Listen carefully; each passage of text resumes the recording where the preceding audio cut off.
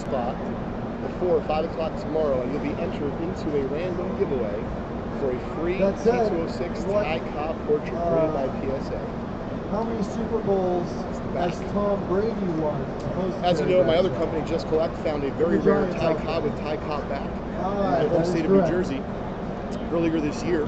We talked about it on Tom Enrico's Great American Collector Show, and that card will be going up for auction. And our friend Brian from REA, his fall auction later this year.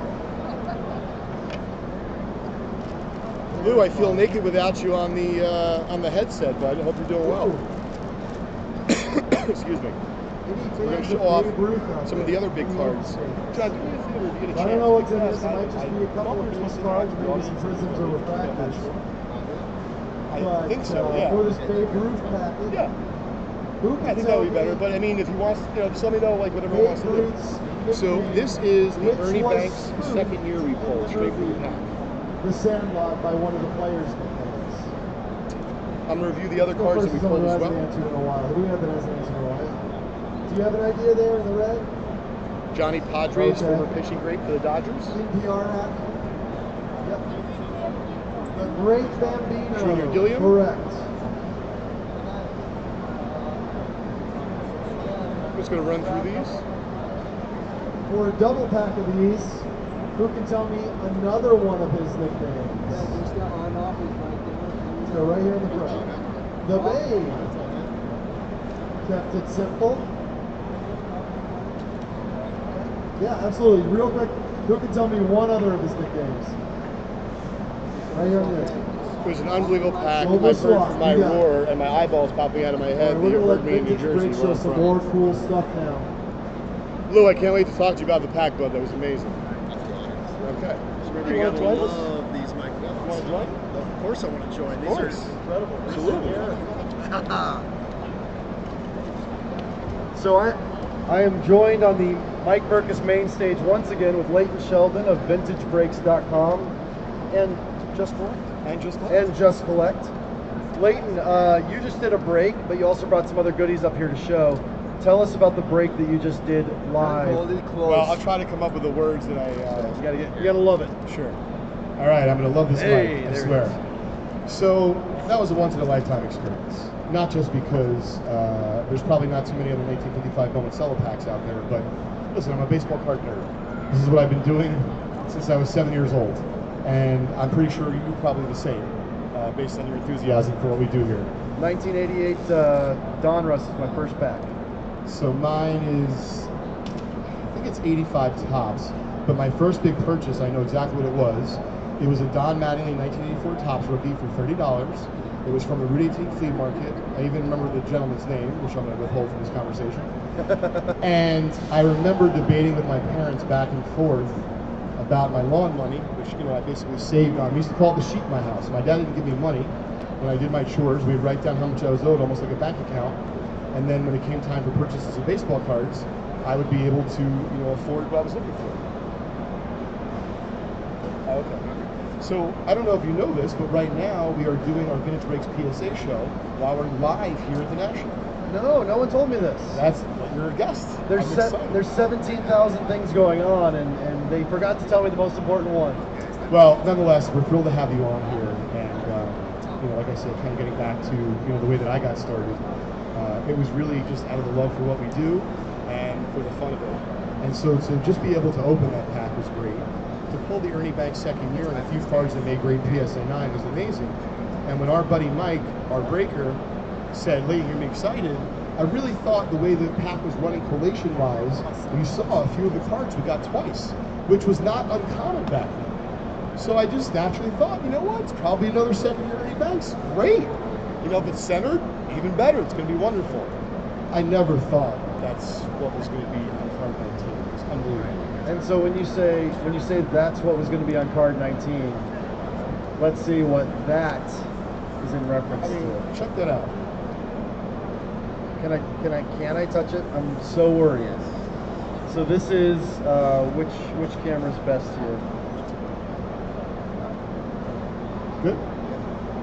A 1955 Mickey Mantle This is pristine. So I was looking a little earlier at the 1933 Gaudi PSA 9 Ruth that was here at the National. Yep, sold yesterday at auction, if I'm not mistaken. Yes, for $300,000. Yeah, our friends at Golden Auctions. Yeah, they did a live auction for that, and it's incredible to me because I was raised in the '80s. I did have black and white TV.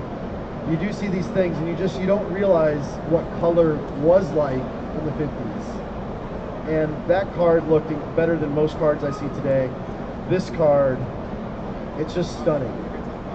And so I think that's really important to express to everyone out there that collects high-grade PSA cards, that when you talk about a PSA 8 that you see, let's say, on the floor of the National, versus a PSA 8 that you may get from a pack that you just opened with vintage breaks, you're going to be able to see the difference 9 times out of 10.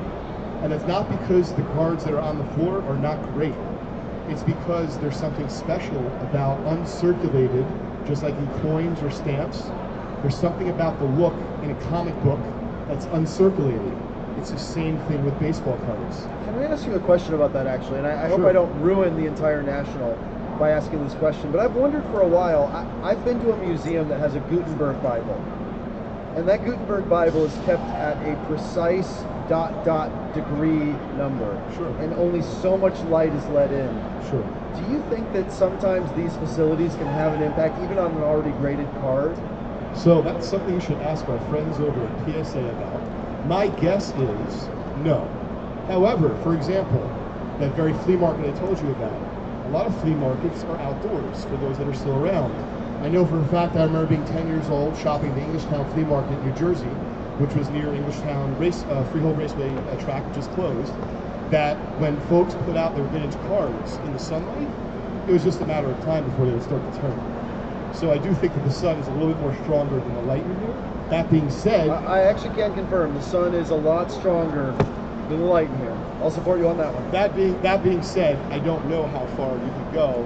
And in fact, if you look what Marshall Fogel did to escort his Mickey Mantle 52 Topps PSA 10 when he recently put it on display in Colorado, he went through great lengths, but not just for security, to keep it out of sunlight, didn't want to take any chances.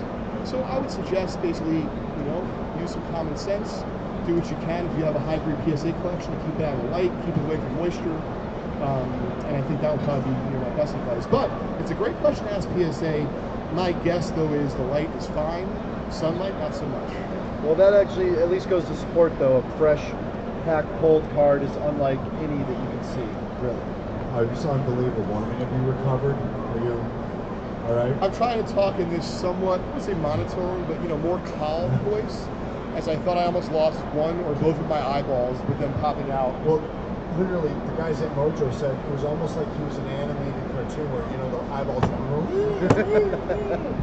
I mean, that literally was the single most exciting thing I've ever experienced at the National. So thank you for letting me be a part of that. Oh, listen, certainly our pleasure. It was amazing. We had EMTs on hand. We were ready. Well, I figured it's a good facility. Good facilities have EMTs on hand, so I felt pretty confident about that. So let's talk about that for just a minute, though, because we've had you on the stage the last 3 years. I believe so. First off, actually, was there a piece of gum in there? Not in the center pack, no. Okay. Because two years ago, 3 Nationals ago, you did a 1956 Bowman pack. Yep. Football. 55 Bowman. 55 Bowman football. Yep. And you pulled a pretty great card out of that. 55 Bowman football is a great set because it's not that big and there's a lot of Hall of Famers. Okay. Do you remember which one it was from there that you? Doak Walker? Mike Ditka. Oh, that was 62 Topps. 62 Tops. Topps. That was amazing. Yeah, I pulled his rookie right on stage. Tops, yeah, that was amazing in Atlantic City. In Atlantic City. That was amazing. And I actually remember that card specifically because I think based on the centering, it wasn't going to grade higher than a 6 or a 7.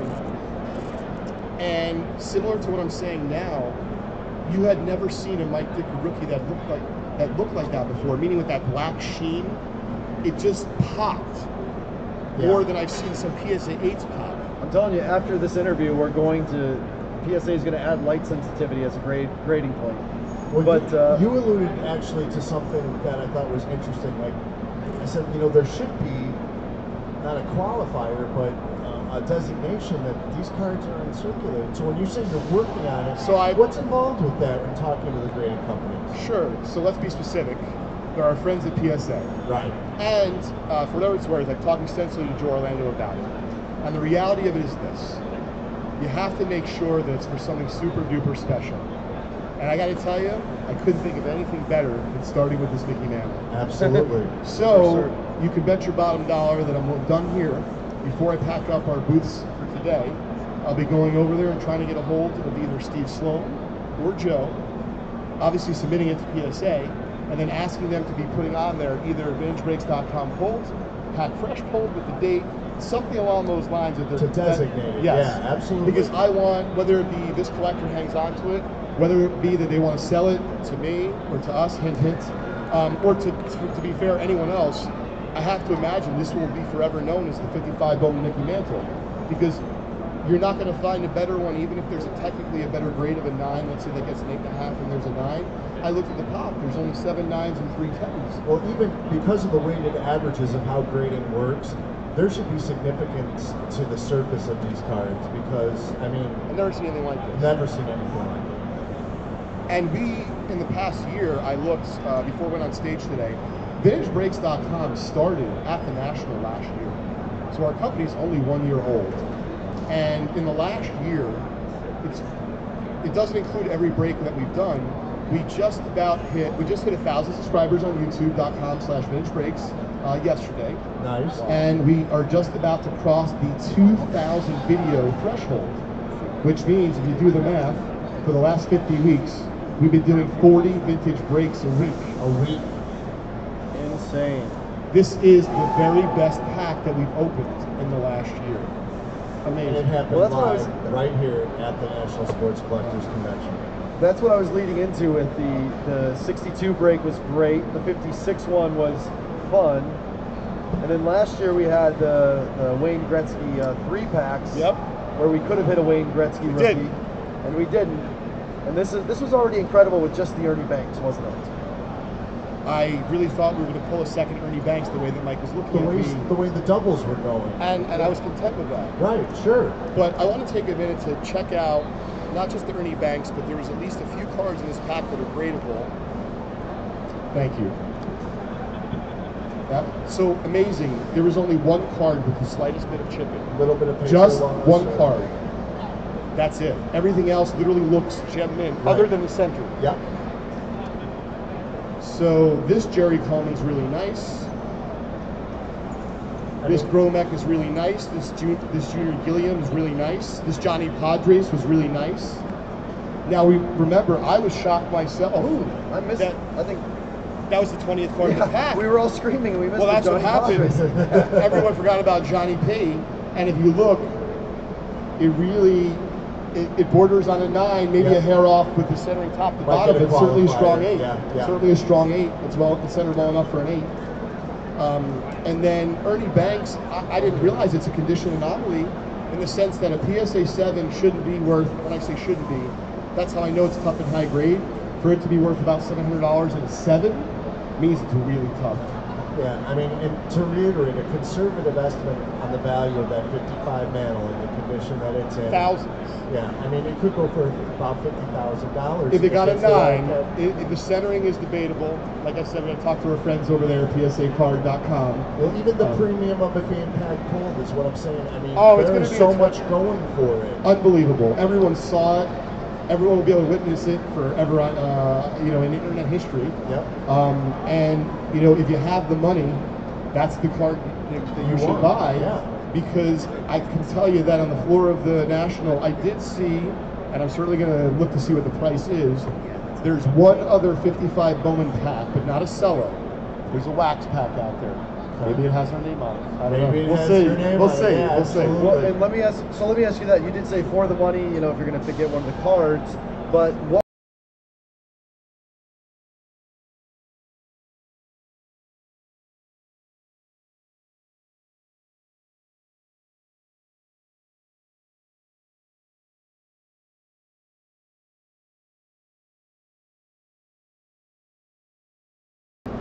And then she said to me, "I told you you should have bought a spot." And I said, "Listen, honey, we're not." By the way, my wife's an attorney. So even though it's not quote unquote illegal for us to participate, we choose not to. So that way we know that if we do hit something, it's going to end up in the hands of whether it be a collector, an investor, a participant of some kind. Transparency. Not the Sheldon family. Yes, which is my last name. Which is also why you did have to add, if whoever hit that card grades it and then wants to move it, Maybe call me. call you. Hit me up. Send me an email, leighton@justcollect.com. Be happy to talk to you. Absolutely. And reiterate, because I know that we're on the air now. Yeah, I can see, reiterate what you were saying about Okay, the about 10 minutes. about the Yankees in this particular set as well, because Mantle has the added value of being a Yankee. Yes. So, for example, if I'm not mistaken, we will look to see. It might have been Morgan from the Yankees. I will look. But Here. oh, great. So, no, that was the one that wasn't as nice. There's another one that's a little bit nicer, I believe. Oh, Coleman. So Jerry Coleman, formerly of the Yankees. What's interesting about card number 99, you check out how fresh that is, how nice it is. Yes, it's possible after getting it graded by PSA, if it gets an 8 or a 9, that someone who's completing a 55 Bowman set would be interested in that card for their set registry. However, they're probably going to have to face off against Yankee collectors, because Yankee collectors in particular are very, very active and aggressive. Like, you saw that poker movie Rounders? It's like any John auction. Otto. All it takes is two people to make the value of something. So imagine Right, now exactly. two set collectors, Exactly. two Yankee collectors. I call that potential auction fight, and the consignor will be very happy. Exactly. So you never know, just because it's not Ernie Banks or it's not so-and-so, because of the nature of collecting this PSA set registry, the rabidness of set collectors and team collectors, you never know what's going to happen with some of these even more, quote, common cards. Something that we've been focusing on, especially over the last few months. I don't want it to sound too corny, but it's education. And what I mean is, when we open up, for example, like a 1970 top Cello, right? Pretty exciting. Everyone's like, hey, what's the Pete Rose? Where's the Munson? I'm trying to explain to folks, if you take the PSA pop report, put it into Excel and sort it from highest to lowest, there are a ton of cards in the 1970 top set that have either 0 or 1 pop in a PSA 10. So I don't want our customers who are paying very good money for the cards to think, well, I didn't get the Rose, or I didn't get the Thurman Munson rookie, so Fugazi, I don't want this. Right. Isn't that similar to the fact, like the Andy Pafko being so rare, the card number 1, just because it was damaged way more often because of rubber bands? Absolutely. Of course, the few cards that people did treasure back then would have been the stars. Absolutely. If I got some guy that was second string catcher, I didn't care. That was the bike smoke card. So, for example, we have a you spoke of 55 Bowman football earlier. I hope there's another 55 Bowman pack in the show. I'm hoping to buy it. We'll see. But we actually have, I think it's card number 160, I forgot his name, but it's the last card in the 55 Bowman football set. If you check it out, it's for sale at the Just Collect booth, booth 532, hint, hint. It is a PSA 8.5. Believe it or not, it's a pop 1. There's none higher. None higher, yeah. So people are asking, well, how'd you come up with the price? The reality of it is, if there's no PSA 9, and it's the only 8.5, as far as I'm concerned, it is the price of the PSA 9. So my point is, make sure you look out and take care of your commons, because they could be a good friend to you. You know what I say, there are no common cards. There's only base. That's right. Someone spent a lot of hours poring over images and making that card, so Listen, treat absolutely. them all with respect. Absolutely. Especially, people think it's just, for example, let's say 1970. I just bought probably the nicest 1986 Topps football Cello box that I've ever had. Possible Jerry Rice rookie in a PSA 10 brings 10,000 or more. There's some really, really tough PSA 10s in the 86 Topps football set, commons. So when I say tough, hundreds of dollars. The card's booked for 10 cents. And we open those all the time. To give you some perspective, we sell 86 Topps football on VintageBreaks.com, I think at $5 per spot, which is a very popular seller, as you can imagine, based on the price. There's PSA 9s of commons in that set you can make money at $5, let alone a 10. Yeah. So it's really important to make sure you treat your commons with respect. Not only that, but there's a lot of dealers here that have been coming year after year after year. They've got these boxes and boxes of vintage cards. If you take a little time and learn a bit about the PSA set registry, you can go out and when you go to these flea markets or when you're at the National going through the bins, some of those cards you're targeting, you could actually find some great deals. It's almost like prospecting for vintage. Absolutely. And I'd also say a little tip for unopened. and give away some secret sauce here. When you're buying a pack for yourself, even if it's not to open, do the best you can to investigate the series. So a lot of the packs, PSA doesn't have the resources to go through, for example, and try to see what card may be on top or bottom of a wax pack. But if you can identify what card that is, even if you can't see the number, but you can just see the player's face or name, you then Google that player, find out what card number it is, and then my first job out of college is working for Mark Murphy, the baseball card kid. He had a magazine that, basically a book, a pamphlet, that talked about all the different series and what you can find in each series. So that's how I know precisely what is possible when we open these packs. We don't just take for granted that it's a 1960 pack, for example, and hey, you may be able to pull any of the cards in the set, because that's not true.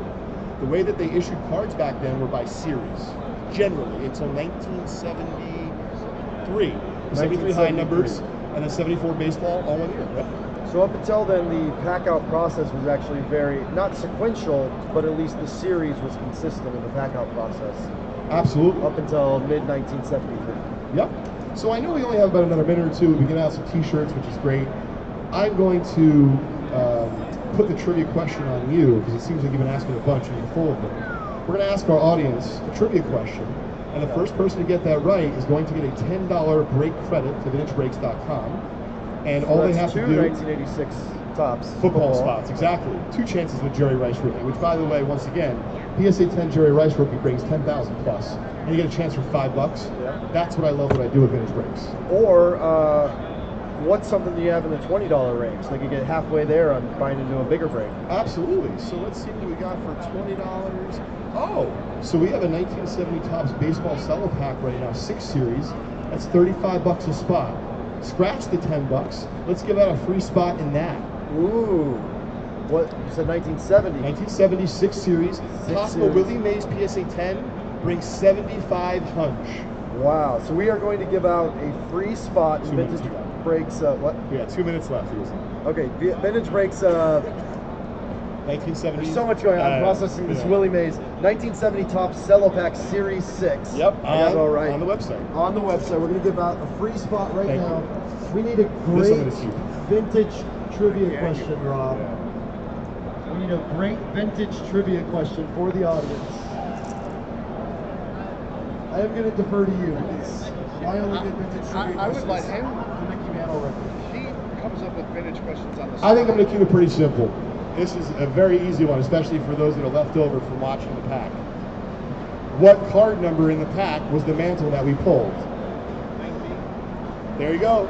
You and your son win a spot in the 1970 Topps Baseball 6 Series Cello Pack. All you need to do when you're done is see John and give him your information. And the way that VintageBreaks.com works is we will open that pack after all the spots sell out. So you will have your free spot, we just won't give it to you, the actual card, until it sells out. So I wish you the best of luck. So that said, if you're interested, that's only $35 a spot in that 1970 Topps Cello Pack Series 6, which means Willie Mays is possible. And that's actually my favorite bit from this entire interview. The way you structure your breaks is you let people know what is possible based on that. So it's not just the full checklist. That's incredible. The information is really important to share with them. And listen, guys, I know we're wrapping up. Thanks so much. It's been a heck of an afternoon. Really appreciate everyone watching, hanging out. If you have any questions, please come up to myself, to John, or any of the other team members afterwards. Thanks so much for joining me. I really appreciate it. Thanks, Lou. Thanks, Lee. Sorry, so you're good. That was incredible. Thanks for letting me